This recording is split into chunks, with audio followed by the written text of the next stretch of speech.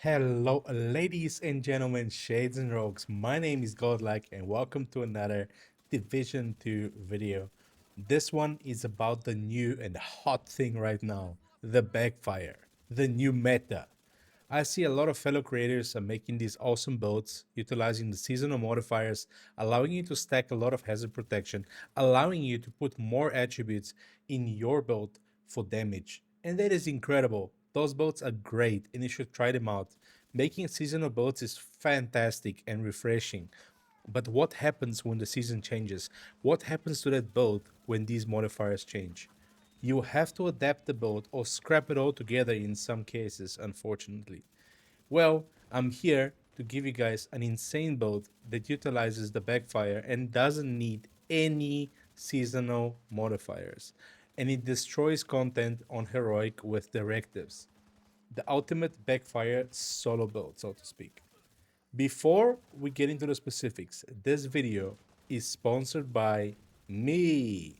I stream most days on Twitch, Kick, TikTok, and even here on YouTube. We cover everything the Division has to offer, but also a lot of other games too. So come in, check me out on a platform of your choice. If the game is good, we are probably playing it. All the links will be down in the description. And of course, if this video helps you out in any way and you enjoy it, give me a thumbs up and subscribe for more, because boy, we got a lot more coming, my friends. First, I would like to say that you could probably make 100 different builds with a Backfire, but based on how you feel about the weapon and what it does, that number will start going down real quick, because the Backfire is a very unique exotic weapon. Let me explain. But bear with me, this is very important. Let's first read and understand what the gun does, and then I can explain to you the issues with it and what we can do to mitigate them. Its talent reads Payment in kind. Dealing damage adds a stack of plus 2 critical hit damage up to 100 stacks, lasting 10 seconds. On reload, apply a 10-second bleed to yourself, which deals 0.5% armor damage per stack. Okay, what does that all mean? The good news is that if you hit enemies 100 times, you'll be adding an insane 200% critical hit damage stat to your build, which is ridiculous. It makes you hit so hard, it's not even funny. But, and it's a very big but, my friends, it comes with a drawback that every time you reload, you bleed yourself for 10 seconds, and that bleed deals 0.5% of armor damage per stack that you have gotten in that magazine.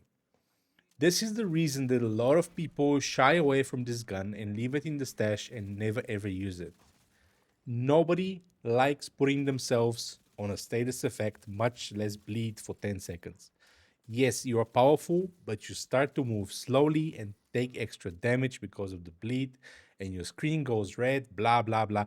Now, you see what I mean when I say the number of builds is gonna start going down.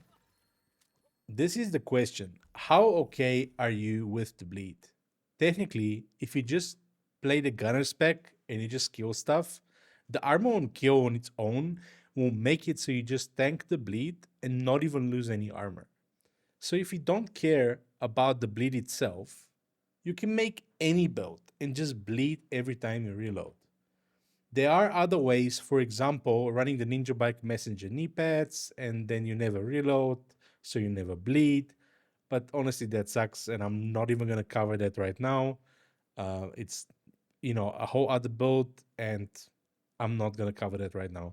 I personally hate the bleed, and I just don't want it. I don't want to bleed. So it all boils down to one thing: hazard protection, or the way we call it in the biz, Hasbro.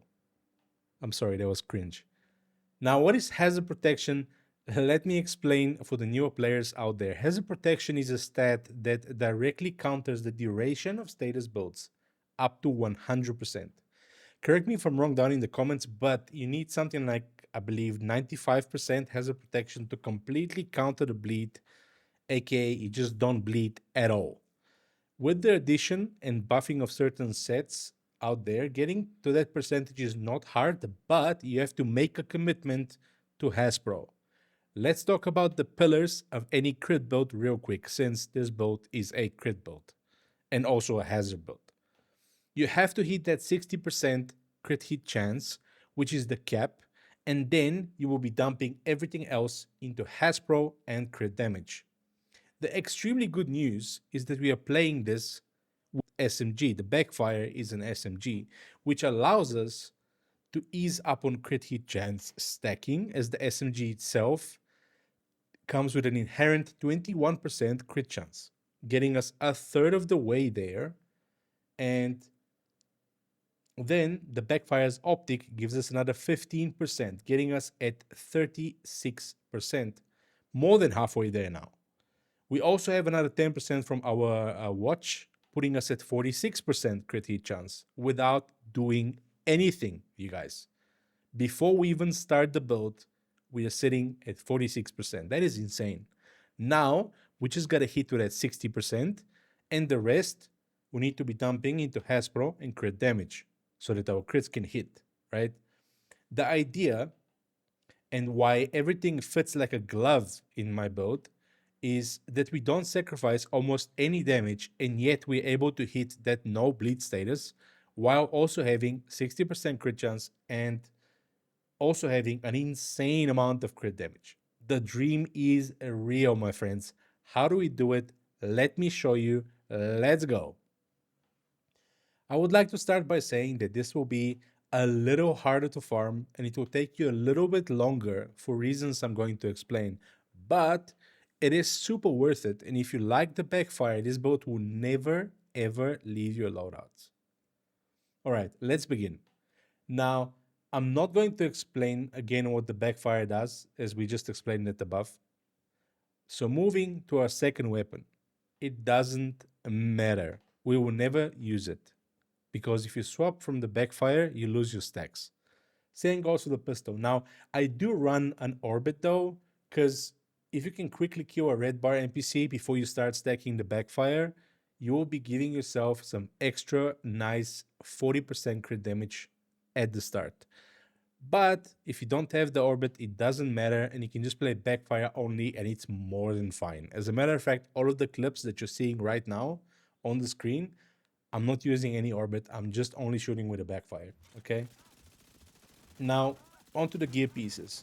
A lot of these can be interchangeable, but the correct brand sets need to be used. So we achieve that Hasbro of 90%, and then we also use another blue bleed mod to get us to 100% bleed resistance.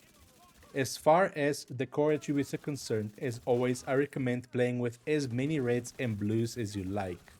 If you're feeling confident, play 6 reds. But keep in mind, there is an SMG build and we want to be nice and close. So for that reason, I personally like to play with 3 blues and 3 reds. But that is all personal preference, and like I always say in every build, it is a solo build, guys. Enjoy it any way that you like, with any cores that you want. But yeah, keep in mind, playing 6 reds might result in you dying a bit more. So just keep that in mind. For the mask, we have Cheska, which gives us 8% crit chance. And the attributes are armor, crit hit damage, hazard protection, and a critical chance mod. This is 1 out of 2 pieces of Cheska, by the way. There is this only crit chance mod that we need. So we had 46% from before, as we calculated. 8% from Cheska puts us at 54, and the 1 crit chance mod of 6% puts us at exactly 60%. As you will see, nothing is wasted in this build. Everything is as it should be. Okay, perfect. Onto the other Cheska piece, which is our holster. It comes with weapon damage, hazard protection, and crit damage. Also, for having 2-piece Cheska, we get a huge chunk of Hasbro at an extra 20% for 2-piece brand bonus. Awesome. Onto our chest piece, we're rocking 1 of 2 pieces of Sokolov Concern, giving us 10% SMG damage for 1 piece. The Backfire is an SMG, as we discussed, so that is a very welcome bonus for us. It just makes us hit harder. The chest piece comes with weapon damage, Hasbro, and crit damage, and a crit damage mod. The talent of choice is Obliterate. If you're feeling extra spicy, you could roll Intimidate instead. Intimidate will net you more damage, but it has a lot more conditions and it won't be up at all ranges. I personally recommend Obliterate, but Intimidate will give you more damage 10 meters and closer. Let's look at each talent and then you guys can decide. Obliterate reads, critical hits increase total weapon damage by 1% for 10 seconds. Stacks up to 20 times, giving us 20% weapon damage pretty much all the time we are fighting. It is such an amazing talent.